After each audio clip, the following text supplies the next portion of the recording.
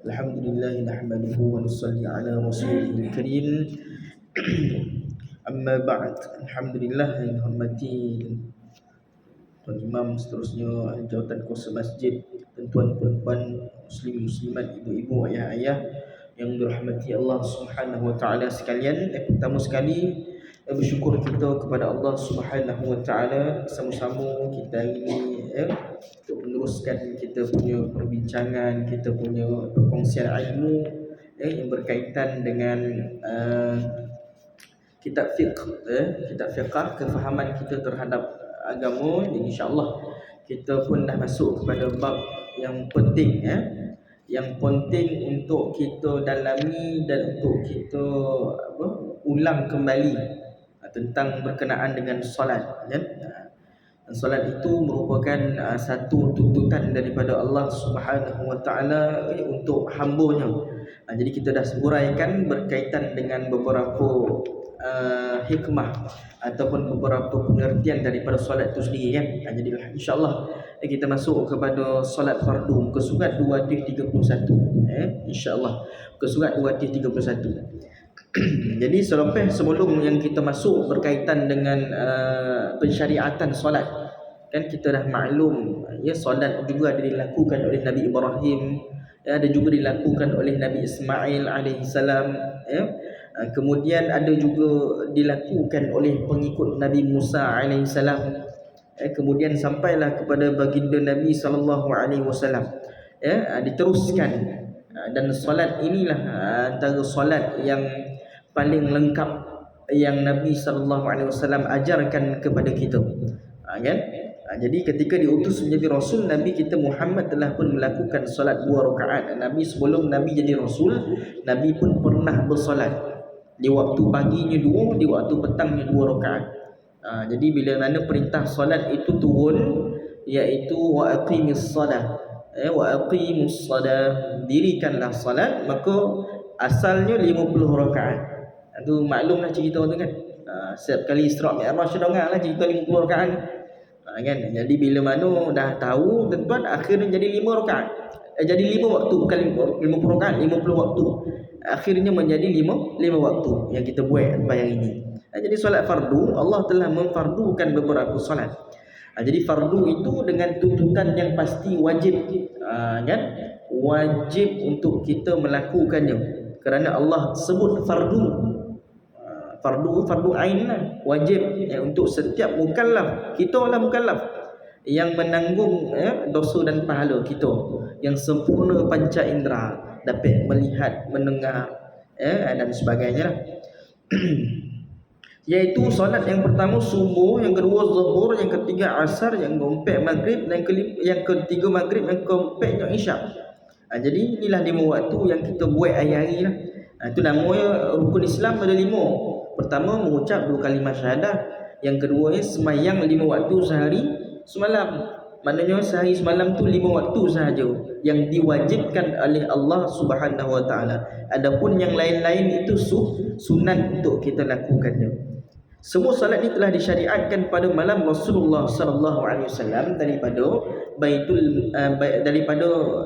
Masjidil Haram kepada Baitul Maqdis. Itulah kiblat pertama umat Islam. Kiblat pertama umat Islam adalah Baitul Maqdis, iaitu di Palestin. Kemudian diarahkan oleh Allah untuk mengubah kiblat. Jadi hanya arah Kaabah, dan akhir pada itu arah Kaabah lah kiblat umat Islam. Kita sekarang ni sembahyang ikut arah kiblat Kaabah lah, menghadap ke Kaabah, kan? Kita bukan sombong Kaabah, tetapi kiblat kita menghadap ke Kaabah.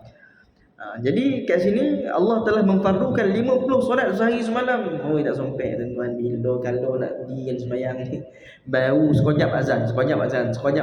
Belum sampai ambil wudu lagi dah azan lagi 2 kali. Jadi Allah Subhanahu wa taala memahami keadaan umat baginda Nabi sallallahu alaihi wasallam, dan Allah hikmahkan, Allah bagi Allah jadikan 5 waktu daripada perutusan Nabi Musa alaihissalam. Mintalah kurang, kan?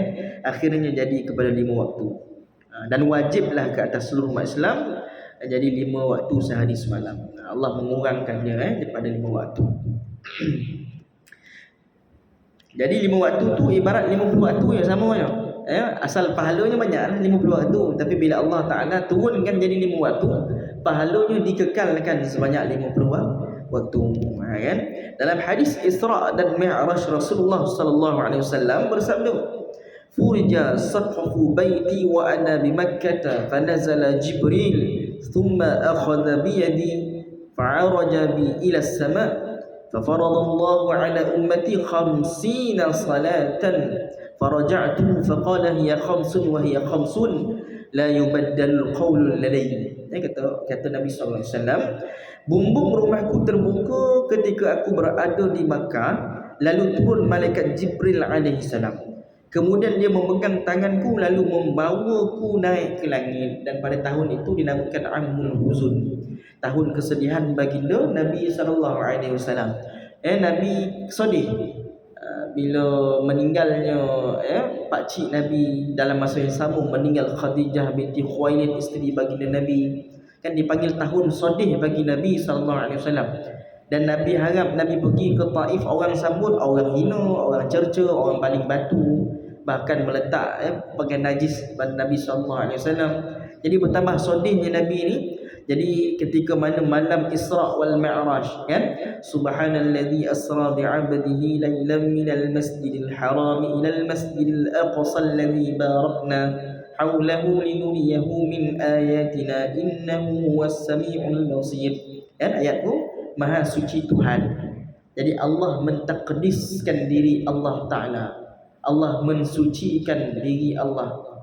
Dengan makna apa? Orang lain tak boleh menyucikan diri dia, Allah saja boleh sucikan diri Allah. Kita tak boleh kata saya suci, tak boleh. Maha suci saya tak boleh. Kerana Allah yang maha mentakdiskan dirinya sendiri. Subhanalladzi asra. Selepas pembukaan surah itu, subhanalladzi, tidak ada siapa yang mampu membuat perkara itu. Bila Allah sebut maha suci Allah, tak ada benda yang boleh menandingi perbuatan Allah tu. Tak ada. Memperjalankan hamba Nabi SAW, dia tak sebut Nabi, dia sebut hamba. Kerana Muhammad orang biasa. Bi'abdihi lailan minal masjidil haram, satu malam. Tak ada perkataan alif lam. Laila tu tak sampai semalam. Mana sebahagian bahkan kata, riwayat kata tak sampai berapa saat. Nabi balik sekejap je. Nabi bagi tile lantai Masjidil Haram tu panik. Kemudian Nabi naik, Nabi turun, tile tu panik lagi. Lantai tu masih dalam keadaan panik. Apa yang Nabi duduk kat situ untuk dapat perintah solat tu. Jibril pujuk Allah, pujuk dengan cara Allah mi'rajkan Nabi. Macam mana orang tak tahu? Naik apa? Buraq, kau main laju 1,500 km daripada Makkah ke Palestin. Nabi boleh habis dalam masa tak sampai separuh malam. Ini mukjizat. Barakna haulahu, Allah Ta'ala berkati keliling Masjidil Haram dan Masjidil Aqsa. Linuriyahu min ayatina, nak menunjukkan kepada mereka berkenaan dengan ayat-ayat kami. Innahu huwas samiul basir, sesungguhnya Allah itu sami', maha mendengar dan maha melihat berkenaan dengan hal hamba-Nya. Nabi sedih, Allah dengar. Nabi sedih, Allah lihat. Jadi Allah pujuk dengan cara bawa Nabi naik ke langit dengan dimi'rajkannya. Maka Allah Subhanahu wa taala telah memfardukan 50 salat ke atas umatku. 50 banyak. Lalu aku berulang alik menemuinya banyak kali. Nabi kejap turun, kejap naik, kejap turun, kejap naik, dan akhirnya baginda Nabi malu dah nak bertemu dengan Allah. Bahkan Nabi Musa menyebut, minta lagi 5 tu borek tu, ramai yang tak mahu borek. Jadi cukuplah setakat 5 lah. Itu pun jadilah. Jadi ketika itu lalu berulang alik menemui Allah, maka Allah menyatakan bahawa 5 salat menyamai 50 salat tu. Cukup 5, samalah tu dengan 50 waktu. Kan? Tidak diubah lagi pernyataan ini itu untukmu. Jadi Allah tak mengubah lagi dah, tak ada 5 dah, tak ada kurang daripada itu dah. Kita menilai sendiri kurang kan. Kan? Bulan ni buat 2 je. 2 waktu je, Zuhur Asar. Kan? Bulan depan naik sikit. Ni bukan tak buat, ni solat kat masjid, cerita kat masjid. Minggu depan buat balik kan, subuh, Zuhur, Asar. Lama lokek lah 5 waktu, sikit-sikit hal-hal lokek lah. Jadi itulah perintah solat. Yang boleh orang nak buat solat ni adalah antara ciri orang yang munafik. Ini solat dengan semalam dan berat. Sebenarnya peristiwa Isra telah berlaku 18 bulan sebelum Nabi berhijrah ke Madinah. Oleh itu solat 5 waktu yang difardukan telah memansuhkan solat 2 rakaat terdahulu yang telah dilakukan pada setiap pagi dan petang. Maka bila turun ayat, bila turun perintah 5 waktu, maka dia automatik menolak hukum yang sedia ada. Contoh Nabi Adam boleh nikah dengan anak beranak. Kita boleh tak? Tak boleh. Pasal ayat Quran turun masna wa thulatha wa ruba', hanya sampai ompek saja. Lebih pada tu tak boleh. Sunnah bukan ompek. Nabi monogami satu ya. Lepas Nabi Khadijah meninggal pun Nabi nikah lain. Tapi nak kata boleh ke tak boleh? Boleh kahwin ompek sekaligus. Yang penting sunnahnya ada kat situ, alla ta'dilu fawahidah. Kalau tak berlaku adil, satu cukuplah. Kau mengada-ngada nak 2 3 ompek tapi tak adil, tak sunnah namanya. Yang sunnah itu adalah adil, maka dia memansuhkan hukum yang boleh nikah sama sendiri. Nabi Adam boleh lah, pasal Nabi Adam dengan Hawa, kemudian anak yang Habil nikah sesama dia beranak pinak sampailah zaman Nabi Ibrahim AS. Kemudian sampai zaman Nabi dimansuhkan hukum tersebut. Tak ada lagi dah. Sama macam ni, bila perintah solat 5 waktu turun, pagi petang tu tak ada lagi dah. Dimansuhkan terus. Dalam ilmu fiqh ada satu nama dia panggil ilmu nasikhul mansukh. Batal, pembatalan dan membatalkan. Pembatalan dan membatalkan. Nabi pernah larang wanita ziarah kubur. Haram, tak boleh. Pasal apa? Pasal dia meratap tu lain macam. Sampai kuyak-kuyak tudung baju kan. Jadi Nabi haramkan.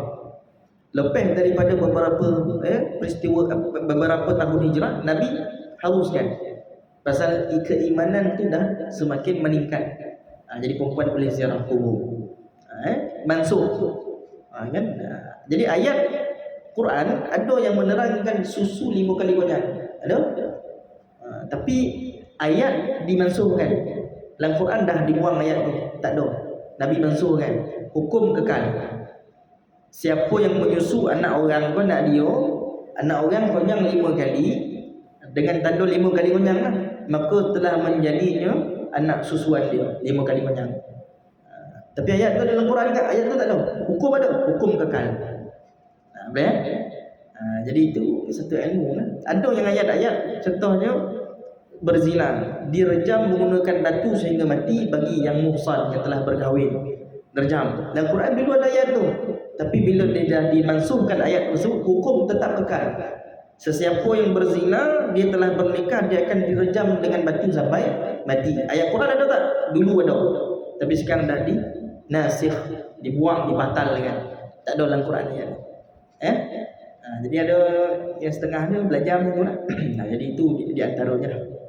Jadi yang ni memansuhkan solat yang Nabi lakukan pagi petang. Maknanya lepas daripada itu tak ada solat lagi dah. Semua merujuk balik pada 5 waktu, zuhur, asar, maghrib, isyak. Subuh, asar, maghrib, subuh, asar, zuhur, subuh, zuhur, asar, maghrib, isyak. Banyak benar 5 waktu. Dalil pensyariatan solat. Apa dalil lah? Apa hujah, apa bukti kena solat ni? Apa bondo pula kita kena sembahyang? Apa siapa yang suruh? Kita tengok dalil. Beberapa dalil Quran dan hadis Rasulullah sallallahu alaihi wasallam menunjukkan bahawa solat telah disyariatkan. Dia ada 2 sumber. Satu Quran. Tak ada siapa boleh lawan Quran. Yang kedua hadis Nabi. Siapa yang berdusta di atas hadis Nabi, yang tak percaya Nabi, dia menjadi kafir. Ingat 2 benda ni. Ayat Quran, a'udzubillahi minasyaitonirrajim. Fasubhanallahi hina tumsuna wa hina tusbihun wa lahul hamdu fis samawati wal ardi wa 'ashiyyan wa hina tudhhirun. Sadaqallahul azim. Surah Rum. Surah Rum ayat 17 dan 18. Yang bermaksud, setelah kamu mengetahui yang demikian, maka bertasbihlah kepada Allah semasa kamu berada pada waktu malam dan semasa kamu berada pada waktu subuh. Serta pujilah Allah dan yang berhak menerima segala puji dari sekalian makhluknya di langit dan di bumi. Dan juga bertasbihlah kepadanya serta pujilah dia pada waktu petang dan semasa kamu berada pada waktu tengah hari, tuzhirun. Maknanya subuh dah confirm ada dalam Quran, tusbihun, perkataan subuh. Kemudian Allah bagi tahu pada waktu selepas itu waktu petang, wa asyyi. Kemudian waktu zuhur pun ia dah ada dalam Quran. Maka macam mana nak tahu mana datang subuh, zuhur, asar, maghrib, isyak ni? Dah ada dalam Quran. Quran sebut dah. Ibnu Abbas mentafsirkan ayat tadi bermaksud hina tumsul ialah solat maghrib dan isyak. Hina tumsul itu tadi, perkataan hina tumsul. Jadi kata bertasbihlah kepada Allah kamu berada pada waktu malam. Malam dengan mana tumsul dua waktu, maghrib dan isyak. Maghrib ni tompek matahari tenggelam. Ada tak negara nama Maghribi? Ada? Maghribi. Mana orang negara nama Maghribi? Ada? Morocco. Itu Maghribi lah tu. Maghrib wal Mashriq. Maghrib wal Mashriq. Jadi Maghrib start waktu malam. Kemudian Ibn Abbas kata dan sekaligus waktu isyak. Dia merujuk kepada dua waktu, Maghrib dan isyak. Kemudian wahina tusbihun yang merujuk pada solat subuh. Subuh ni mana sabaha, pagi. Baru terangkat matahari lah, terbit matahari, fajar sadiq. Sini tak nampak lah kan, pukul 5 malam ni, Jepun pukul 5 dah terang. Lalu ke Indon terang sikit. Kat Malaysia 7.30 ataupun 7 suku pun terang. Jadi Jepun matahari, negara matahari terbit. Dia yang paling awal nampak matahari. Tu Jepun. Tenggelam lah kat barat. Jadi pergilah ke negara barat, dah nampak sunrise ke sunset ke tak ada saya warna tu kan. Tapi lah tengok negara-negara yang timbul matahari, yang tenggelam matahari. Jadi dalam Quran ada sebut juga berkenaan dengan waktu solat. Bukan waktu healing, pergi tengok atas bukit, bontang kursi tengok matahari tenggelam. Tengok-tengok juga solat jangan lupa. Waktu matahari tenggelam apa maksud masuk mula waktu maghrib. Tu tanda. Jadi zaman sekarang ada jam, zaman Nabi tak ada. Nak melihat keadaan sedemikian berpandukan Quran, kemudian melihat keadaan matahari. Itu zaman Nabi. Kan? Jadi selepas dia kata tu hayna tusbihun wa ashiyya, ini merujuk kepada solat asar, wa hina tuzhirun dan solat zuhur. Wa ashiyya dengan makna petang. Bila petang telah mansuh telah berlalulah waktu zuhur. Jadi disebut wa ashiyya ni petang.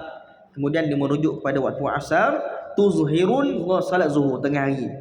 Firman Allah Subhanahu wa taala, innas salata kanat 'alal mu'minina kitaban mawquta. Yang bermaksud sesungguhnya sembahyang itu adalah satu ketetapan. Bila dia dah sebut kanat 'alal mu'min kitaba, bila perkataan kitaba, kutiba, kataba, semua ni merujuk kepada wajib.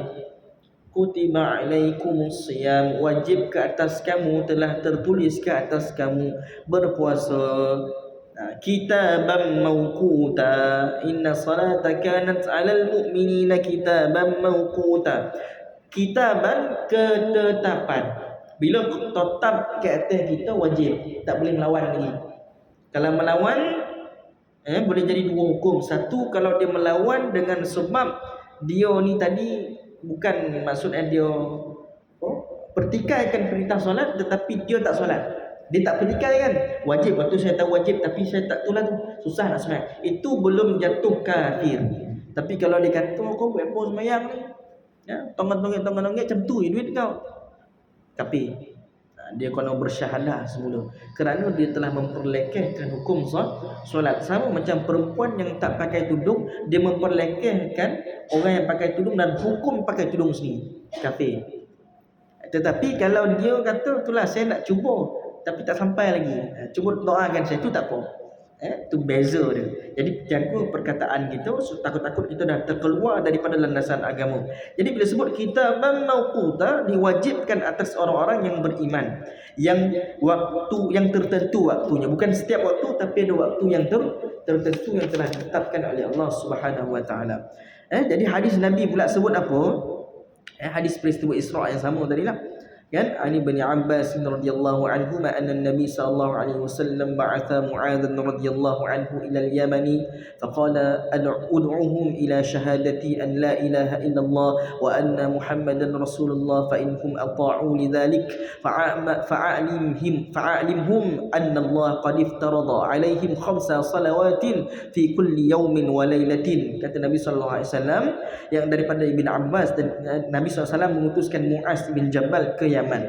Lalu baginda bersabda, serulah mereka bersaksi bahawa tiada Tuhan yang disembah dengan sebenar-benarnya selain Allah. Jadi Mu'adz bin Jabal ini antara sahabat Nabi dihantar ke negara Yaman. Dan ketika itu Islam belum tersebar luas lagi. Mungkin dah tersebar tetapi perintah solat belum tersebar lagi. Ketika itu Mu'adz bin Jabal pergi ke Yaman, dan Nabi sampai sana, Nabi pesan suruh orang mengucap dua kalimah syahadat anna la ilaha illallah Muhammadar Rasulullah, dan aku bersaksi bahawa Muhammad utusan Allah. Jika mereka patuh, beritahulah mereka bahawa Allah mewajibkan. Jika mereka mengaku, yang pertama dia ikrar dengan lisan, dia membenarkan perkataan dalam hati, dia membuktikan cinta dia melalui tubuh badan dia kena solat. Wajib ke atas dia solat 5 kali sehari semalam. Wajib macam kita lah, mak yang kita Islam. Jadi nak tak nak wajib kita semayang disebabkan kita telah mengucap 2 kalimah syahadah. Asyhadu an la ilaha illallah wa anna Muhammadar Rasulullah. Wajib hukuman. Kalau tak buat perintah wajib, apa dia? Berdosa besar, kemudian akan dihukum oleh Allah Subhanahu wa taala dalam neraka jahanam ataupun neraka saqar, kan disebut oleh Allah Subhanahu wa taala dalam Quran. Jadi hadis berikutnya ialah wa qauluhu sallallahu alaihi wasallam li'arabi alladhi sa'alahu amma yajibu alaihi min as-salat khamsu salawatin fil yawmi wal laylah. Qala arabi hal alayhi ghayruha? Qala la illa an tatawwa. Yang bermaksud ketika menjawab pertanyaan seorang Arab Badui. Mana dia Arab Badui ni? Arab Badui ni suku kaum Arab asli yang duduk dalam hutan. Dia duduk dalam gua lah, dia tak ada hutan. Dia duduk corok jauh pada orang bandar, jauh pada orang kampung. Mana duduk corok Arab Badui. Jadi ketika mana Rasulullah menjawab seorang pertanyaan Arab Badui, dia bertanya tentang kepada Rasulullah. Dia payah nak jumpa Rasulullah. Bila dia jumpa banyak soalan, kan payah nak jumpa, jadi banyak soalan. Jadi bila ditanya Rasulullah SAW berkaitan dengan solat wajib atasnya, Rasulullah bersabda 5 kali solat sehari semalam. Arab Badui tanya dia lagi, ada lagi tak? Ada lagi tak? Adakah selain daripada itu? Rasulullah menjawab, tidak ada kecuali engkau lakukan solat sunat. Tak ada lagi yang wajib ke atas kau, melainkan kau nak tambah lagi solat sunat. Silakan. Solat sunat yang menampung kekurangan solat fardu. Tu sekarang kadang-kadang kita solat sunat bukan kita nak belagak ke apa? Bukan kita solat sunat qabliyah belagak, tak nak berurat kat luar. Bukan. Sebab apa? Solat kita takut solat fardu kita ni tak tertampung kefarduannya saja. Kita buatlah qabliyah, buatlah ba'diyah. Ba'diyah tu menampung kekurangan solat yang ada pada fardu tadi. Walaupun jemaah kata imam dah tanggung, lantak imam lah, dia tanggung dosa kita, peduli kan. Tapi kita sendirilah ambil inisiatif sendiri. Saya nak solat sunat bukan nak menunjuk, bukan nak apa, tapi saya nak tampung kekurangan yang ada pada solat wajib tadi. Itu sebab baik solat sunat. Kan solat sunat taubat dan sebagainya lah. Tak kira lah. Apa-apa pun boleh. Jadi Nabi kata wajib 5 je. Jadi selain daripada tu bid'ah. Kalau nak tambah zuhur 6 rakaat, saya rasa zuhur kurang pernah lampai. Nak buat 6, 8 boleh tak? Tak boleh. Buat pun bukan dapat pahala, dapat dosa lagi ada. Kita tambah dalam agama yang tak dibenarkan dalam syarak, tak ada dalil. Kan? Habis tak berjasim dalam Jumaat, ada dalil ke? Boleh ke? Boleh berjasim dalam Jumaat. Dalil dia baca Quran. Bacalah Quran dapat pahala. Atau ada dalil. Tapi bila nak sebut, saya rasa subuh 2 rakaat ni macam tak beriman lah. Kita tambah lampek, kita buat kudut 2 kali, tak boleh. Pasal tu yang boleh kan, Nabi kata 2 lah. Jangan pergi mengada tambah dalam bab solat wajib ni. Kan solat sunat buatlah berapa pun, nak tambah sepulang lah. Nak buat 100 rakaat tarawih titian akar tahun depan, tarawih 100 rakaat. Contohlah kan. Boleh, tak ada masalah. Kan kod daya lah. Kod tak daya tak payahlah. Buat 4 pun boleh, buat 8 boleh, 10 boleh, tak kira lah. Kan? Tapi nak buat 1 rakaat pun tidak ada halangan, kerana itu solat sunat. Kedudukan solat dalam agama, nampak ni kedudukan dia, ada maqam dia solat ni. Dalam agama ada peringkat martabat kedudukan solat ni. Ada orang pergi haji balik haji tak sembahyang sama ya. Jadi ni kedudukan solat ni, orang pergi haji kau tak pergi haji kau, dia ada kedudukan khas. Yang penting orang tu sembahyang. Secara mutlak, al-itlaq, solat merupakan ibadah badaniyah yang paling utama, dengan maksud pergerakan badan, senaman badan yang paling aula, yang paling afdal daripada kita buat benda lain. Kita tak sembahyang tapi gali kubur rajin. Ada orang yang gali kubur sembahyang tak pernah sembahyang. Amal kebajikan nombor 1, tapi sembahyang tinggal sayang, tuan-tuan. Kerana ini adalah mutlak badaniyah yang paling afdal. Kita tenaga kita korang ke masyarakat hebat, tetapi tak korang untuk kepada Allah Ta'ala sayang. Jadi kalau boleh kedua-duanya selari, kan? Berdasarkan peristiwa apa? Faqad jaa rajulun yas'alun Nabi sallallahu alaihi wasallam an afdalil a'mal faqala lahu as-salah qala thumma ma qala thumma as-salah qala thumma ma qala as-salatu thalatha marratin. Nabi sallallahu alaihi wasallam bersabda, para sahabat, ada seorang lelaki datang kepada Nabi, dia bertanya dia kata ayu afdal, mana satu amalan, ayu amal afdal, mana satu amal yang paling afdal. Dia kata apa? Dia kata, Nabi kata solat. Lagi lepas tu Nabi kata solat lagi. Lepas tu apa lagi Rasulullah? Solat lagi. Sampai 3 kali Nabi ulang solat. Minta tolong solat. Susah hati solat.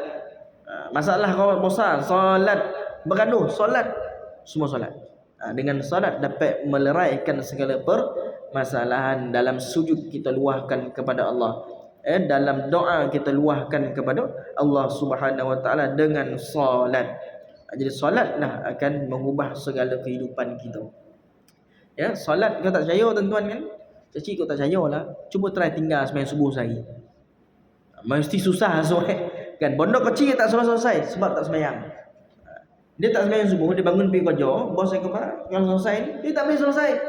Padahal bos saya suruh letak, susun file ni, elok ikut nombor, dia tak boleh selesai. Pasal dia tak sembahyang subuh.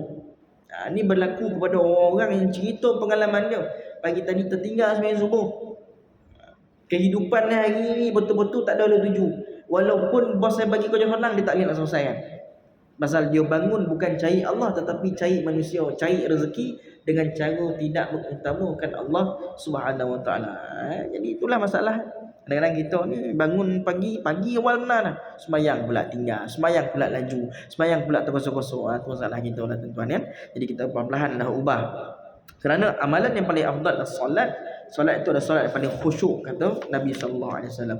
Dalam kitab Sahih Bukhari dan Sahih Muslim ada menyatakan bahawa 2 solat yang dilakukan oleh seorang Islam dengan betul akan menebus dosa-dosa yang berlaku di antara kedua-dua solat tersebut. Dalam hadis Bukhari mengatakan bahawa solat yang dilakukan oleh seorang yang beragama Islam dengan betul sungguh-sungguh, kan, dia akan boleh menebus dosa. Kita datang, contoh kita pergi masjid di Tianaka ni, dosa kalau boleh nampak kala hitam atas kepala tu membunuh tinggi kan. Masuk masjid, so ambil wuduk, dah mula gugur sikit dah dosa kecil. Dia pun angkat tangan, Allahu Akbar. Dia pun sujud, melalui sujud, melalui rukuk, melalui segala perbuatan solat, semua gugur turun ke bawah. Ni dia solat yang betul-betul, bukan solat main-main lah. Solat yang betul-betul. Dia solat-solat hati ke lain. Ke lain. Masuk di saya sekali dah cakap solat-solat ni hati dah ke lain. Lagi kan nak pergi minam je lagi kan. Dan sembahyang isyak ni, elok minam kita buat sebelum sembahyang isyak.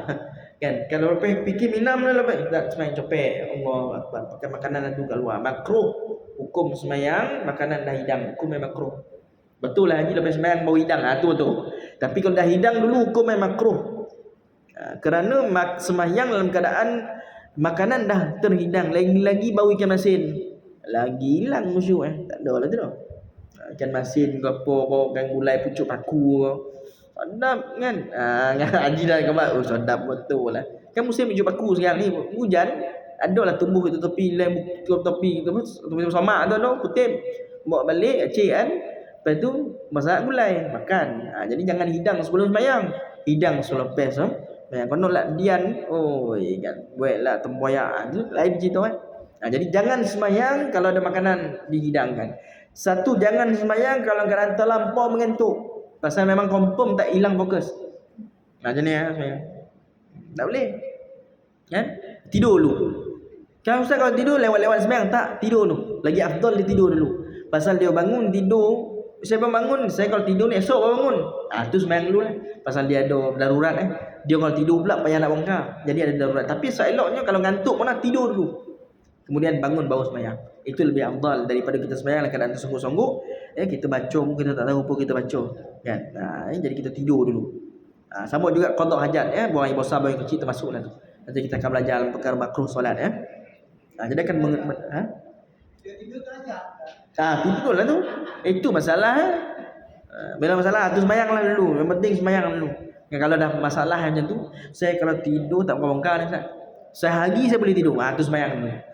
Tapi jangan Ustaz, boleh tak saya jamak semua baru saya tidur? Tak boleh.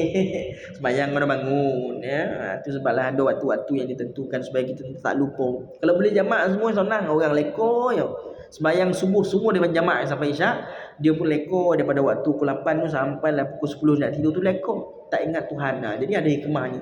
Waktu-waktu tertentu. Bangun pagi orang segar. Kan nak pergi cari rezeki semayang minta ke Allah Ta'ala. Waktu zuhur rehat. Bila rehat sorang masalah ke pejabat ke Allah Ta'ala. Masuk pejabat balik baik kerja. Kemudian rehat waktu dan solat asar. Buang segala-gala tension, stres yang ada kat kepala dengan semayang asar. Balik rumah kan siap-siap cakap dia pergi masjid. Tinggal anak isteri bongi anak baru balik dah keluar pergi masjid. Kerana apa? Kalau kita duduk rumah lagi kepala kita mendidih-didih. Pasal apa? Dia mau balik kerja tu dan bising tu dia pergi masjid. Isyak baru balik. Dalam keadaan dah tenang baru dia balik. Dah buang semua segala-gala kemarahan dia baru dia balik rumah. Baru tenang. Dengan semayang itu kita dapat ketenangan yang Allah Ta'ala janjikan kepada orang yang khusyuk. Jadi kita buat tuan-tuan dosa pun hilang. Kemudian segala-gala kekusutan kita pun hilang. Allah Ta'ala bagi ketenangan dalam diri kita insya-Allah. Kan hadis sabda Rasulullah sallallahu alaihi wasallam an Abi Hurairah radhiyallahu anhu qala Rasulullah sallallahu alaihi wasallam as-salatu khamsu yamhullahu bihal khataya. Abu Hurairah berkata Rasulullah SAW bersabda, dengan melakukan solat 5 waktu Allah akan menghapuskan dosa. Setengah riwayat kata dosa kecil lah. Kalau niat kita solat taubat tu dosa besar boleh terampun dengan niat kita bertaubat kepada Allah Subhanahu wa taala. Sabda Rasulullah SAW lagi an Utsman radhiyallahu anhu qala Rasulullah sallallahu alaihi wasallam man atamma al-wudu'a kama amarahu Allah taala fas-salawat al-maktubatun kaffaratun lima bainahun. Yang bermaksud Utsman bin Affan radhiyallahu anhu berkata sabda Rasulullah SAW bersabda sesiapa yang berwuduk dengan sempurna sebagaimana yang diperintahkan Allah, maka semua solat fardu yang dilakukan akan menebus dosa yang ada di antara solat tersebut. Maka solat kita yang kita lakukan sementara kita menanggung banyak dosa. Di antara solat yang kita lakukan tu dosa-dosa yang kita tanggung tu semua keluar. Kan? Jadi dengan izin Allah Ta'ala. Jadi solatlah dengan sepenuh hati kita kepada Allah Ta'ala. Saya berpesan kepada diri saya dan tuan-tuan, cik-cik semua, solat kita hanyalah semata-mata kita buat kerana Allah. Bukan kerana apa-apa, tetapi itulah perintah Allah yang perlu kita lakukan. Allah perintah. Lepas itu Allah janjilah ampun dosa. Allah janjilah macam-macam berkaitan dengan solat. Kan? Jadi apa lagi kita nak? Kita sebagai hamba kadang-kadang lekor, lupa, semayang tak bangun semayang, donggi. Kan? Jadi itulah bogik tu bogik ada tak? Bogik, bega, baning, macam-macam perkataan ni 9 ni. Tak tahu nak guna mana satu. Bogik mana dogi mana kan. Jadi jangan dogi tuan-tuan. Kita kalau dogi pun kita mati besok dalam kubur besok malaikat tanya semayang tak? Tu dogi tu lah balasan. Jadi kita boleh dogi kita tang kita hidup bolehlah kita buat dogi. Tapi bila dah mati tak payah ada dogi tau. Dogi betul lah Haji ni sembahyang tak mau sembahyang. Cakap hati lah kan. Dan cakap depan tak berani. Pasal umur dah meningkat. Kan kecil lah hati Cakap lah hati doa lah. Ya Allah Tuhanku walambutlah hati haji-haji ke kampung nak pergi sembahyang jemaah. Amin. Macam tu. Dan sebut depan tak boleh. Pasal apa? Kita kena jaga juga perasaan. Tak boleh main modal tu. Jaga perasaan. Selamah-lamah iman ni hanya kita mampu doakan. Tu selamah iman lah tu. Kalau kuat iman tabur depan. Tapi kalau tak kuat tak mampu jangan. Buat bergaduh kau berperang payah, kita doakan saja. Kat rumah tu senyap doa. Kita tak tahu doa mana yang makbul. Bahkan orang yang berdoakan saudara yang lain dalam keadaan orang lain tak tahu dia mendoakan, maka akan dicatatkan kebaikan oleh Allah Taala. Malaikat akan doakan dia balik dengan perkara yang sama. Jadi itulah keadaan tuan. Solat dengan penuh khusyuk, semua itu bacaan adalah doa kita kepada Allah Subhanahu Wa Taala. Jangan tinggal doa iftitah. Doa iftitah ni paling penting. Kita berjanji kepada Allah, kita membesarkan Allah Ta'ala, jangan tinggal. Bahkan solat sunat sekalipun, bacalah doa iftitah. Walaupun yang pendek sekalipun, bacalah. Ada dua, yang satu panjang, satu pendek. Bacalah mana-mana yang tuan-tuan selesa, jangan tinggal. Kerana itu doa yang kita dah berjanji dengan Allah Ta'ala. Allahu Akbar kabira, Allah yang maha besar, yang layak dibesarkan. Subhanallah, Allahu Akbar kabira, alhamdulillahi katsira, segala puji bagi Allah Ta'ala yang sebanyak-banyak pujian. Bukratan wa asila, pagi dan petang. Wajah tu wajhi alladhi, aku menghadapkan wajahku kepadamu wahai Allah Ta'ala. Wajah tu wajhi alladhi fataras sama, yang menghiasi langit dan bumi. Wa tiwal arhani fa muslima, condongkan hati aku ke jalan yang lurus. Dia ada jalan bengkok tapi condong kepada yang lurus. Wa ma ana minal musyrikin, dan bukan aku jangan di kalangan orang yang musyrik. Jangan jadikan aku kat situ. Inna salati, sesungguhnya salat aku, wa nusuki, ibadah aku, wa mahyaya, hidup aku, wa mati aku lillahi rabbil alamin. Kerana kau dah berjanji. Bila kita dah janji, jangan buat pasal. Dah janji ni, inna salati, salat ni, wa nusuki, ibadah-ibadah lain, wa mahyaya, hidup ini, mati esok kau, bila-bila kau, kerana Allah Ta'ala saja, bukan kerana yang lain. Bila kita dah masuk kehidupan, kita dah buat sesuatu tu bukan kerana Allah, kita dah melanggar janji kita lah sembahyang tadi. La syarikalah, tak ada sekutu bagi Allah Ta'ala. Wa bidzalika umirtu, dan itu aku berharap kepada Allah, ana minal muslimin, dan aku di atas jalan orang Islam. Maka itulah, kadang-kadang kita baca-baca tapi tak faham, tak apa, sikit-sikit, jangan sekaligus. Ini saya nak lancar semua, tak boleh. Sikit-sikit. Ini ambil sikit Fatihah, besok sujud, besok rukuk, iftitah sikit. Dia ambil semua. Ambil semua poning kan, bercampur-campur lah kan. Doa apa, dua sujud pergi ke doa iftitah kan. Tukar maksud Jangan sikit-sikit. Tak apa, tak faham pun tak apa, Allah Taala terima solat kita. Selagi elok fahamlah.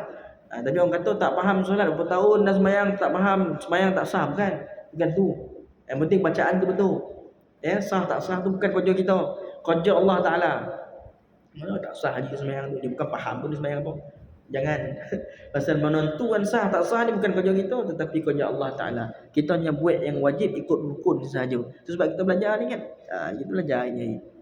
Ada lagi rasa apa? Ada lagi lebih kurang dalam 3 minit. Kita habiskan satu lagi baca ni, kita berhentilah. Begitu juga bagi orang yang cuai, dia kata, mengerjakan solat sama ada sengaja melengah-lengahkan atau meninggalkannya akan membawanya kepada kekufuran sekiranya dia berterusan. Ni jangan silap. Kalau kita leko menyang boleh sebab kufur. Dia kalau sekali-sekala okey. Tapi kalau menyang jadi fasik, dia melakukan dosa berterusan, lama-lama dia menyebabkan dia kufur. Oleh itu solat merupakan santapan utama bagi iman sebagaimana yang telah disebutkan. Maka itulah kata Nabi SAW, ma farqun baina mu'min wal kafir. Apa perbezaan mukmin dan kafir? Sembahyang as-salat. Orang kafir tak sembahyang, orang Islam beriman sembahyang. Tapi kalau tak sembahyang macam mana? Sama pun dengan kafir. Itu Nabi sebut. Kalau dia sekiranya berterusan macam tu, fasik, zindik, fasik dan sebagainya, maka lama-lama dia akan kufur. Dia akan tak bergantung kepada Allah Ta'ala dan sebagainya. Rasulullah bersabda an ummi Aiman radhiyallahu anha anna Rasulullah sallallahu alaihi wasallam qala la tatruki as-salah muta'ammidan fa innahu man taraka as-salata muta'ammidan faqad bari'at minhu zimmatullah wa rasulih. Ummu Aiman mengatakan bahawa jangan engkau sengaja meninggalkan solat. Daripada Nabi SAW, sesungguhnya siapa yang sengaja meninggalkan solat, dia akan terlepas daripada mendapat perlindungan Allah dan Rasul. Sengaja. Tak sengaja tak apa. Orang bangun kudu boleh. Tak sengaja. Kan? Jadi kita pun kadang-kadang kita pejabat jam tak ada kan, kita baik kerja. Tak tahu dah azan dah sah dah. Zuhur tak sembahyang lagi. Tak sengaja. Pasal tak terlihat jam dan sebagainya. Itu tak apa. Tapi kalau biar lalu biar Allah Akbar Allah Akbar dah jadilah kotak balik. Allah Akbar maghrib pula sampai ke isyak dia macam tu je. Jadi dia kata terlepas dan dia daripada perlindungan Allah hari itu. Ada yang masalah, ada yang dia tak perhati. Selipar tu lari sikit pun dia marah. Sedangkan selama ni okey. Dia susun selipar kat luar jabat tu, selipar lari sikit pun dia mengamuk. Pasal apa? Pasal dia tak dapat perlindungan Allah daripada syaitan-syaitan yang menghasut. Kan hadis yang sama juga telah diriwayatkan daripada Muaz radhiyallahu anhu, riwayat Muaz dalam kitab Sanad Muslim, Sahih Muslim. Jadi tuan-tuan, itulah dia antara panduan-panduan solat yang kita kena perhatikan. Jadi tuan-tuan bolehlah, cik-cik bolehlah balik buku makna memahami solat. Bolehlah boleh siap-siap kan. Jadi orang tak faham bahasa Arab dia boleh sikit lah. Jangan sekaligus. Jangan comel macam ni saya tak faham ni kan. Masuk ke syurga macam ni tak. Jangan comel. Dia comel lah balik rumah kan. Tak faham sembahyang. Ada setengah ustaz dia kata tak faham sembahyang tak ada guna sembahyang tu. Ada. Tak berguna sembahyang tu. Kalau tak faham sembahyang baik tak payah sembahyang. Ada. Saya bukan gitu. Kita bukan nak menakut-nakutkan orang. Jangan menakut orang. Jadi bila orang baru nak belajar sembahyang kan, apa kau ni sembahyang macam ni tak betul kan, kita cakap tak betul, tunjukkan lah. Tunjukkan, cakap ni tak guna, tunjukkan. Macam ni ambil cik ajar aku, Allahu Akbar, tak ada masalah. Kalau kau sembahyang tak betul, tak sembahyang, keluar lah, pergi balik lah, duduk rumah. Kan. Jadi hilang orang tu punya semangat nak berubah ke arah yang lebih baik kan. Jadi solat kita kena utamakan lah. Apa-apa jua keadaan sekalipun kita kena utamakan. Bahkan kalau tak sompek sekalipun sampai ke masjid, kita dalam perjalanan ke masjid tak sompek mengikut imam tapi dah niat nak sembahyang Jumaat, dicatatkan ke atasnya pahala berjemaah. Tak sompek imam nak bagi salam dia baru sampai, dia sembahyang langsung seorang. Jadi dikiranya pahala jemaah tapi tak sempurna. Ingat tu, dikira jemaah tapi tak lengkap lah macam orang sembahyang sama imam tadi. Sayanglah. Yang saya maghrib dulu lambat kan, sayanglah tak dapat bersama imam. Pasal jauh. Kan daripada Kordeh saya ikut jalan dia lagi jauh. Jalan Lubuk Cina main jauh, ikut Mamau dekat sikit. Saya baru selamat tinggi sini. Tu sampai kan 3 tadi. Kotak memang jauh. Kan jadi tak apalah, jauh-jauh pun kami kita bersama, kita langgar juga semangat untuk kita betulkan benda yang salah, sama-sama kita tegur antara satu sama lain. Jadi ada soalan tak? Tak ada soalan, kita berhentilah takat penggunaan tu hari ini.